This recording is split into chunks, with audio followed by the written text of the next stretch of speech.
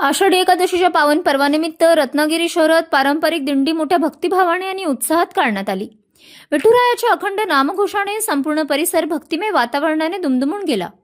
हातात भगवे झेंडे, टाळ मृदुंगांचा गजर आणि ज्ञानोबा तुकारामच्या जयघोषात शेकडो भाविक दिंडीत सहभागी झाले। मारुती मंदिर येथून प्रारंभ झालेली ही दिंडी विठ्ठल मंदिरापर्यंत पारंपरिक मार्गाने काढण्यात आली। महिला आणि पुरुषांनी पारंपरिक वेशभूषा परिधान करून विठ्ठल भक्तीचा उत्साह व्यक्त केला। लहान मुलांपासून ज्येष्ठ नागरिकांपर्यंत सर्वच वयोगटातील भाविकांनी दिंडीत सहभाग नोंदवत आषाढी वारीची परंपरा जपली। विठ्ठल नामस्मरण, अभंग आणि भजनांच्या स्वरांनी वातावरण अधिकच भक्तिरसात रंगले। आषाढी एकादशीच्या निमित्ताने पायी दिंडी काढण्याची अनेक वर्षांची परंपरा यंदाही उत्साहात कायम ठेवण्यात आली। विठ्ठल रुक्मिणीच्या चरणी सुख, समृद्धी आणि समाजात बंधुभाव नांदावा अशी प्रार्थना यावेळी भाविकांनी केली। छान आहे।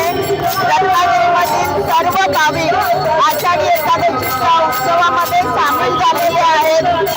लहान मुलांपासून ज्येष्ठांपर्यंत सर्वजण मंत्रमुग्ध होऊन या वारीमध्ये सहभागी होऊन विठ्ठल चरणी जाण्यासाठी मोठा उत्साहाने सामील होत आहेत।